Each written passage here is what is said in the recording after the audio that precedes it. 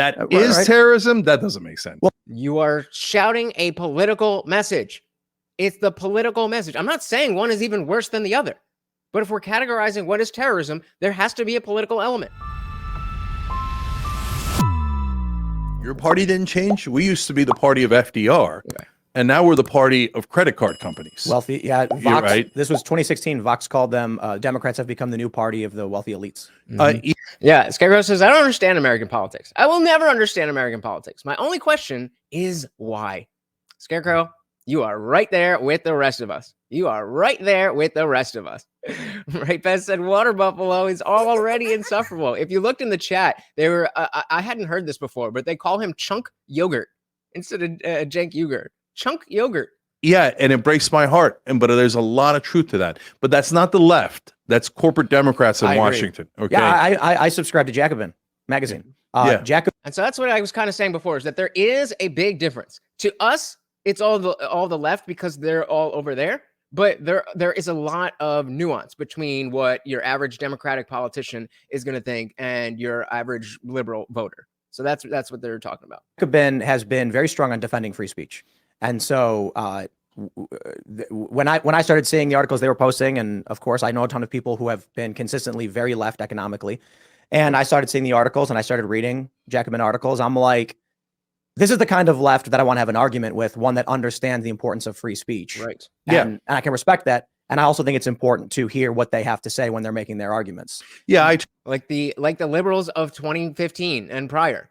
That's I'm kind of going away from that because I'm not really in any way a liberal as the way that it's used anymore. But that for a long time, that's what I would say, is that I'm a 2015 liberal because my opinions have not really changed as to what would be called liberal in 2015.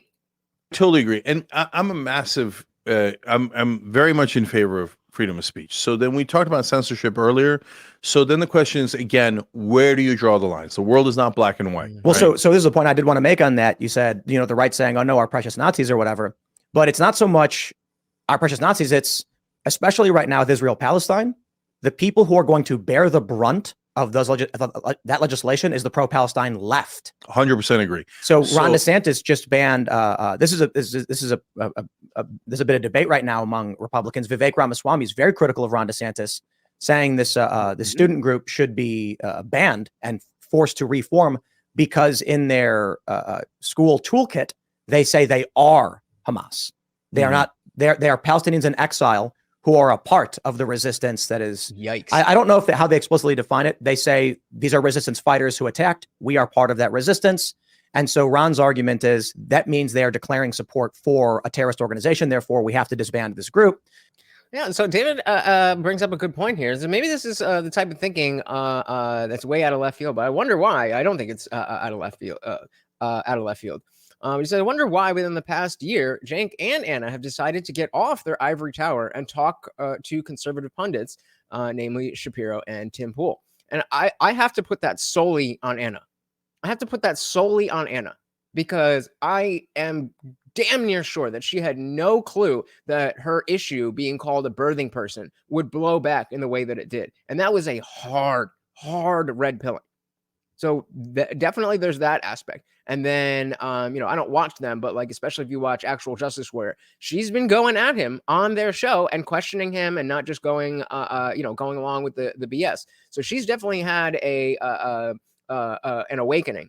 And I think that's rubbing off on Cenk, but also you have to understand that if he is running for president and he does believe that he can become the president, then it's a different mindset in terms of, okay, the Young Turks as a company versus Cenk Uygur, the president, as a brand. So that's what I would put it up to. But, definitely a good observation. Vivek says, oh, it's a bunch of kids in a college saying stupid things. Let them say stupid things. I agree with that. But this is what happens when you go after free speech. Yeah. So so then let's talk about where the line should be, because everybody could look up these videos. The Young Turks have been around 21 years. We're the longest internet show in history. As far as a daily show, we've been around longer than literally any other show in internet history. And I mean, respect where respect is due. They are absolutely trailblazers. They are absolutely people that at one time I took very seriously. and just credit where it's due. When you guys So- started, you like there were no social media platforms. You were using weird web players and stuff like old school. Yeah. We use web players on our own website. We try to get out the word through Yahoo Messenger, through AOL. We were AOL bloggers. We put up videos Put a 1 in the chat if you remember on AIM. MySpace. So we are as old school gets. And Hey, shout out to Kerm. Welcome to the party. Said, lads, it's bull wrangling season. Welcome. The wall made Anna a free thinker. Hey, that's what happens. We got one. The only person who remembers AIM. Only one person. Oh, so the soul's got it. All right. Word up. I was a beast on AIM. And so, shit.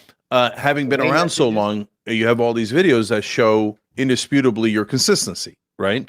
So I was against Don Imus being fired. I didn't think Rush Limbaugh should be censored, or Glenn Beck, or when I was outraged when Megyn Kelly was fired. I'm like, okay, so she said this thing about blackface. Okay, it's wrong, and I could explain why it's wrong. But if you fire her, nobody's even going to find out why it's wrong. She didn't say. She asked. She asked. That's just right. was She didn't even ignorant of say it. it. That's Yeah. right. So if like Al Roker was upset, then guys, why don't you take the opportunity to bring in Al Roker and Megyn Kelly and have an hour-long conversation? And guess what? That'd be the highest-rated show you did that year, Yeah. right? And then people would learn what's wrong with blackface. Instead, you fire her. You never have that conversation. And a whole bunch of white people who've never understood the history of blackface go, what the hell, man? I don't get it. So I was Michael Jackson in 1983 in Halloween. Well, I didn't do it because I was racist. I'm not evil, right? And that's because they don't know the history of blackface and how white people would put it on and then lynch black people, etc. But you can't blame them if they don't know, right? Yeah. So my point is, and Ben Shapiro, Ann Coulter, Charlie Kirk going on college campuses, every time I defended them, okay? So I believe in free speech completely. Now, having said that, That's absolutely going to trash every single thing that these people are saying and purposely take what they're saying out of context and react to the straw man. But again, credit where credit is due. He has been for free speech. nothing's complete, as you pointed out earlier. There's always some form of censorship. So where do I draw the line?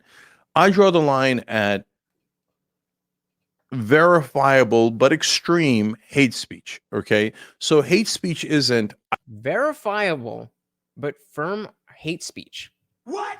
I am very excited to hear what the F that means. I don't like it, the current right-wing government of Israel. No, that's a policy position. Right. Okay. And hate speech isn't I think black people committed more crime in this country than white people. Now, I could break down why I think the context of that is wrong, right? But that's not hate speech. You're trying to have a policy discussion, and maybe you're having it in the wrong direction, but I wouldn't call that anywhere near hate speech, right? Fair enough. So, but if you're going around saying we have to eradicate the Jews, no, that's not.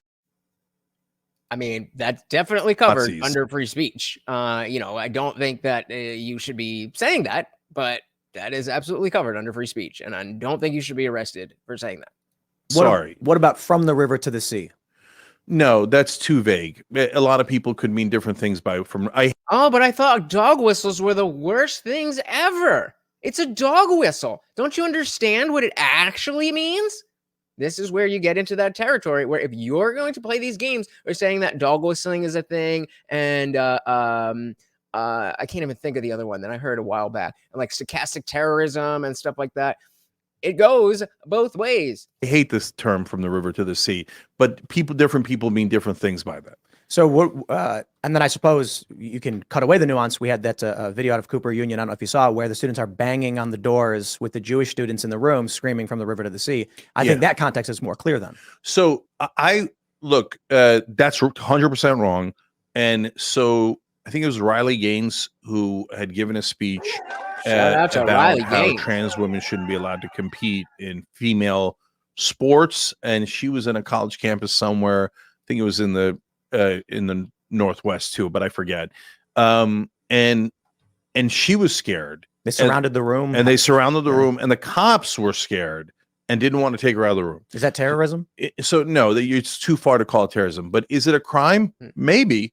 Like, Now we're going too far, guys. And so for me, and so it gets nuanced, and this is difficult because people like to take those things and then go to extremes. So one extreme is Yeah, I'm 169. This is what a lot of people say. It's like, hey, I don't want you to hide your biases. If you're a piece of, well, we're too early. So if you're a piece of crap, let it be known.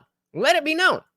You're gonna find other people who are pieces of crap with you, and then I can decide, oh, you're a piece of crap. I don't want to interact with you. Very simple. is then the Ron DeSantis extreme, where okay, that's it.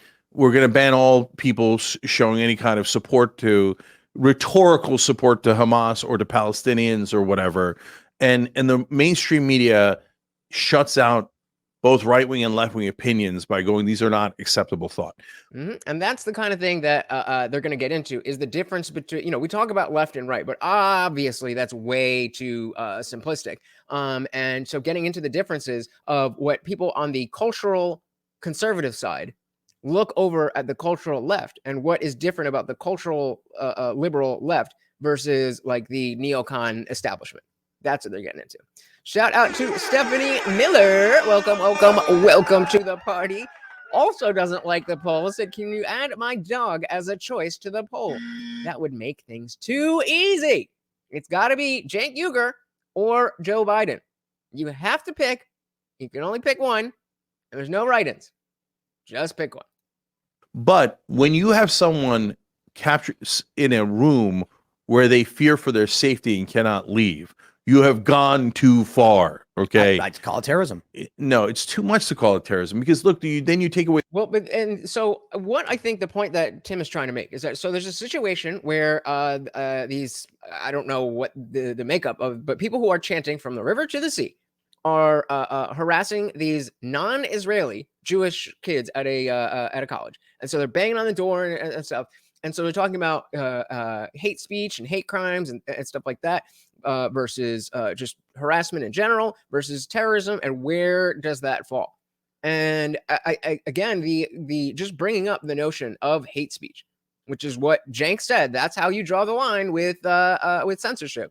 Then now you're getting into like that seemed to be a different plane of like what we're talking about. So you could be, just saying a mean thing. Then you could be harassing somebody. Then you can, be physically harming somebody. There could be or whatever that layout is. That's different than saying, well, is it hate speech or not? And by obfuscating the issue with the semantics, it makes it very hard to understand. So let's back this up a little bit. Far, okay. I'd call it terrorism. No, it's too much to call it terrorism because look, then you take away the power of the word. Okay, so nobody got killed, nobody even got assaulted. But at the same time, I'm not excusing it. I'm saying it might even be a crime. But when you call it terrorism, it lessens the actual terrorism that Hamas does, or right wingers here in America do. I think this is just more of a semantic argument then, and we're it's a defining the word semantic differently. My understanding of I don't like that though. I don't like sometimes people will say, oh, well, it's just you're arguing semantics. And if you're talking about something practical, then just talking about the semantics doesn't really matter. But if you're having a semantic argument about what is terrorism versus what is hate speech versus what is harassment, then yeah, it's semantics. That's the question. That's what we're talking about. Just because something is semantic doesn't mean that it's not relevant or important. M169 said, I'd say Riley was pretty terrified while that was going on. I mean, well, that was Riley Gaines wasn't part of that, but yeah, I mean, definitely the kids there certainly were. Kerm said, love to see all these giant Jewish donors pulling out of funding of these universities after all this madness. Yeah, that was a real misstep, by not seeing how all of the propaganda, all the rhetoric has put the cultural left in a position to take the side of Hamas when something like this happens. It's falling apart, guys. It is falling apart. Terrorism is the use of exactly, dude. Fear, like threatening violence or harm in order to pursue a political goal. Okay, I'm so glad you said this. So then let me ask you this. This morning, McKay Coppins revealed another part of the book about Mitt Romney, where Mitt Romney said that most of the Republicans that did not vote to impeach or convict Donald Trump especially after January 6th, were because they were physically worried about their safety. They thought that right-wing supporters of Donald Trump might kill them or their family members. Not terrorists. Okay, we're gonna back that up because we missed that. But like just because you fabricated this idea doesn't mean that it has any bearing in reality. But he just said something. That right-wing supporters of Donald Trump might kill them or their family members. Not terrorism. Oh, come on, Tim! You just said it was No, terrorism. you want me to explain? I'll explain. Okay, go. It's not terrorism because the people doing the so you have to have a threat of something. There has to be terror involved. If you've created your own terror and because other people are out there, that's not what terrorism means. Go ahead. I can't wait for this one. If a bunch of Trump supporters went to their offices throwing bricks or wielding bricks and Molotovs, terrorism. Yeah. If a guy says January 6th. Absolutely. Where they is chanted "Hang Mike Pence, hang Mike but Pence." we're referring. So that's January 6th, definitely terrorism. Specific people. According to your January 6th. standards, by the way. I'm not Absolutely. Specific people on January 6th. But that's a whole very nuanced conversation. And the issue with January. Whenever it comes to the right wing, we get more nuance. But okay, go ahead. Well, we're being nuanced to the left. I'm not saying that left. Remember when we were talking with what we weren't talking about, but we were looking at the Destiny, Vosh, and Emma Vigilant stream from VidCon, and she said the quiet part out loud. Emma was talking about how she cares so much about winning, and that she doesn't see politics as real life. It's a game. It's a game. So something that you'll see that I've noticed it a lot since then. That you see a lot of these people on the left, they're attacking, they're engaging with these conversations as if it's a game to win, as if it is not, connected to real life at all. And 169 said, "Oh please, most right-wing voters don't act that way. Not saying there aren't right-wing nut jobs, but number one issue with the right is we sit on our butts too much." Yeah, exactly. Leftists who are privately saying, they want to eat the rich or whatever, committing acts of terrorism. If someone on the left says, I'm scared of people on the right doing something at some point, it's vague and nebulous. I'm not terrorism. I'm scared of people coming here, not for political reasons. But it's not vague and nebulous, Tim. First, January 6th already happened. In talking about what Mitt Romney said. And so that's in the minds of the Republicans. And he's just relaying what his colleagues told him. Okay. But I don't want. And then secondly, people confronted like Lindsey Graham at the airport, and he got really shook by that. But that's not terrorism. If a crowd of people surrounds a room, banging on the door, screaming something related to killing you, that is blunt, low-level terrorism. So because of the political messaging, the idea is that the people doing the act have to have a political intent behind it, and they have to at least imply that there is violence afoot. That is what would make, in at least from what I see, what Tim is saying is that's what he considers terrorism. Sylvia Miller says the right is more nuanced. I think, yeah. We don't see them. I want to agree. But I think part of the problem is that we all think that we are doing it better than everybody else. So I do want to listen and see if he can make a case to maybe it's not that we think they're more nuanced, but we will see. Shout out to CT223. Welcome to the party. Said Tim finally got Cenk on. Still need to finish this episode. It was a long one. Yeah, so most of the beginning, like I said, they were kind of just talking back and forth and talking in more vagaries. So we skipped about an hour ahead because obviously, with 2 hours and 40 minutes, we're not gonna be able to get through the whole thing. But hopefully, we will get through most of it. CT goes on to say Tim and Cenk one-on-one is better than him coming on Timcast. Absolutely, because that's the whole reason why he did this Culture War podcast is because a lot of times they would have guests on IRL, and like a one that comes to mind is Blair White was on Timcast like 3 or 4 times before trans anything came up, and it's like, well, yeah, we like Blair, we wanted to, we hear what she has to say and this and that, but like the trans thing is really where we can squeeze you for the most juice. So, and if there's a lot happening in the news, then it's a news show. You can't not talk about the news because you have a guest there. And so this podcast is specifically for the people who are going to be more into or going to be there more for a specific reason, as opposed to just be there to contribute to the news coverage. Yeah, Okay, now your nuance is getting tricky because you're saying when right-wingers yell at people and surround them, that's not terrorism. But when the left wing does it, because they didn't say they were going to kill them in the left-wing scenarios, they surrounded the room and yelled at them, and that is terrorism. That doesn't make sense. Well, you are shouting a political message. It's the political message. I'm not saying one is even worse than the other, but if we're categorizing what is terrorism, there has to be a political element. That's just what that means. That's just what it is. Rabbi Glickman said Cenk is probably the 5th strongest TYT host. Good one. Good so one. you're talking about people confronting a guy in an airport? So, to me, confronting people is perfectly fine. Agreed. Okay. Surrounding a room and barring someone into it while screaming things is not. It's not, because there's a line somewhere. Yeah.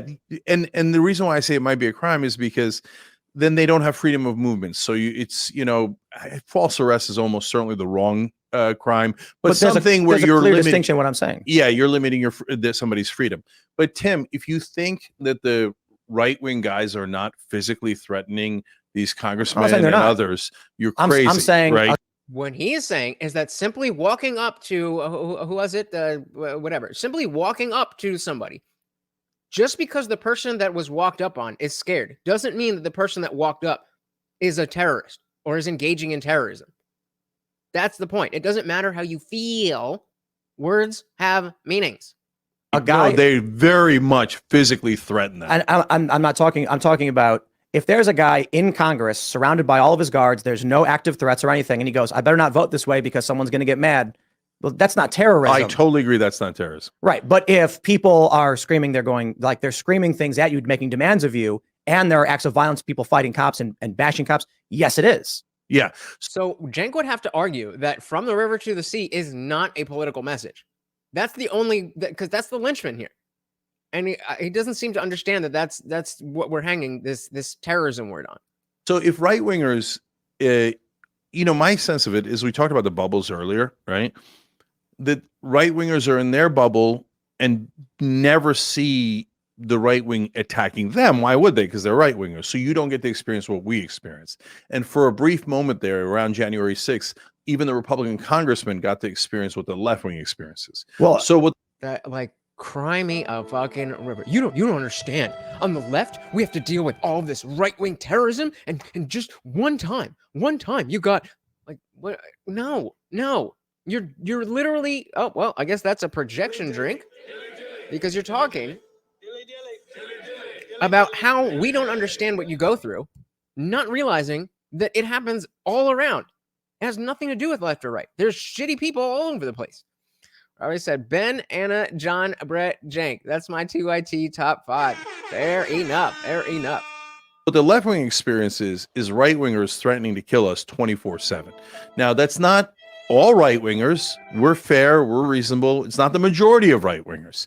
But is there a crazed percentage of right wingers in this country constantly threatening to murder the left wingers, Democrats, and now Republican congressmen? Yes. Completely agree. Yeah. And so, yeah. And also on the left, in the inverse, what's your point? Every left We see winger, it too, though. every left winger in media, but only a couple of the Congress people, which is amazing, because when it happens to them, they flip out. And I'm like, oh, wow. Apparently that doesn't happen to them every day. But nope. And M169 has a great point here. So it's very much a political message. These kids chanting it don't know what the heck they're talking about. To them, it's just a chant. And so I like to bring up that when Peter Boghossian was on, and he stopped me because I always say everything comes down to dogmatic thinking or semantic obfuscation. And what M169 is talking about is the difference between the people who are engaging in semantic obfuscation, changing the meanings of words so that it disrupts the natural flow of how we talk about these things, and the people who now are victims of that and like, oh, it's just a thing to say. Two different groups of people. Gotta keep that in mind. Thanks so much for watching, guys. If you enjoyed that clip, check out the full live stream link in the bio and catch me live every Monday, Wednesday, Friday, 8 p.m. Eastern. See you there.